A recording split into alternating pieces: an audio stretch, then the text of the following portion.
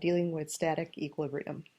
The main idea is that the forces balance in the x direction, the y direction, and then also the torques balance in terms of torques that cause clockwise rotation and counterclockwise rotation. This first video takes a look at this situation where the object, a plank, is horizontal. And so anytime you encounter one of these problems, you want to identify all of the forces acting on the object. And the object is generally the thing that is being, something is attempting to rotate it. So it's typically going to be a plank or a rod or something like that. So here we have this plank bridge, and it's supported on the two ends. Plus there are some masses that are given, therefore we're going to be thinking about the effect of gravity on those masses or the weights. So this is the force diagram that we'll be working from.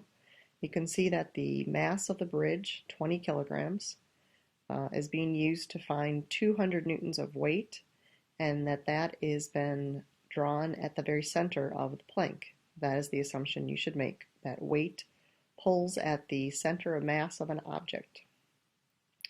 The girl, however, Lynn, she is standing 2 meters from the right side edge, and so for her we are going to place her weight, 520 newtons, at that position instead.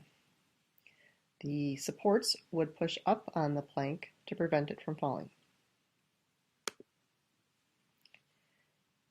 So when we take a look at our system, we would look in the x direction and in the y direction first. In the x direction there are no forces, and so it doesn't really apply here.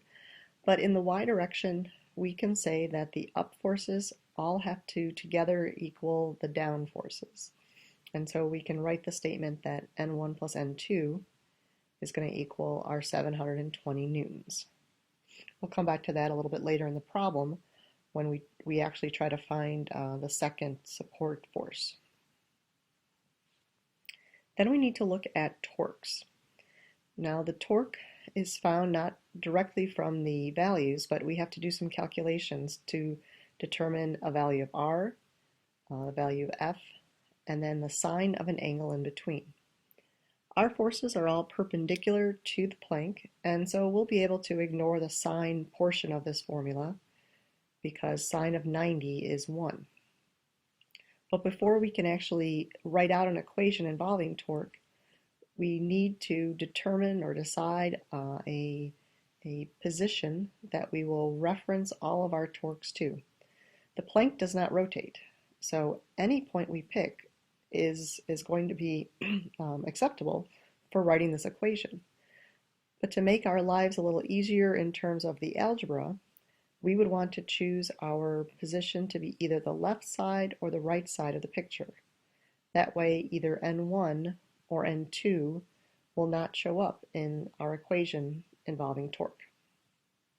So I've chosen the left side.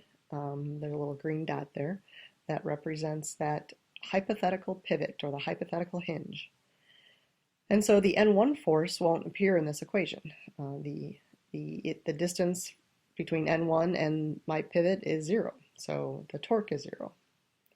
But the two weight forces are trying to rotate the plank in the clockwise direction compared to that point, or using that point as our hinge. And the N2 force is trying to rotate the plank in the counterclockwise rotation. And so that's how I'm going to set things up. 2 torques are going to equal 1, the one that has to do with the support. So here's where my equation then, or what my equation would look like.